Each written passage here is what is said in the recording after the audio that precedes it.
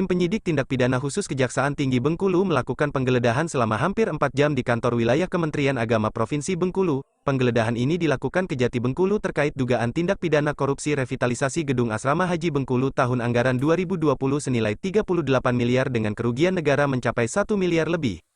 Tim penyidik tindak pidana khusus Kejaksaan Tinggi Bengkulu yang berjumlah sekitar 5 orang yang dipimpin langsung oleh Kepala Penyidik Pitsus Kejati Bengkulu, Danang Prasetyo melakukan penggeledahan ke sejumlah ruangan yang ada di kantor wilayah Kementerian Agama Provinsi Bengkulu di Jalan Basuki Rahmat, Kecamatan Ratu Samban, Kota Bengkulu.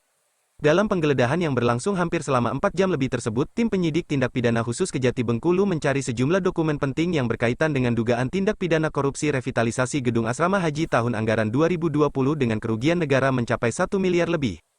Kejati Bengkulu, Heri Jerman mengatakan, kasus dugaan korupsi revitalisasi Gedung Asrama Haji Bengkulu tahun anggaran 2020 senilai 38 miliar ini sudah naik pada tahap penyidikan. Sehingga penggeledahan Kanwil Kemenak Bengkulu ini dilakukan dalam upaya mencari sejumlah dokumen terkait perkara yang sedang ditangani saat ini.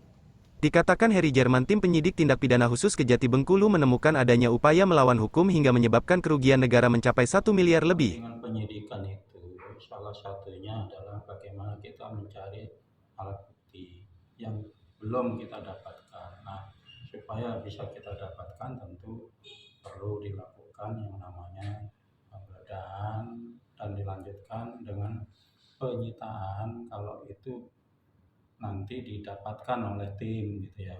Jadi itu suatu hal yang biasa. Dari penggeledahan di sejumlah ruangan Kanwil Kemenak Bengkulu, tim penyidik tindak pidana khusus Kejati Bengkulu membawa sejumlah berkas penting yang diduga berkaitan dengan perkara, namun belum diketahui pasti apa saja dokumen penting yang dibawa oleh penyidik tersebut.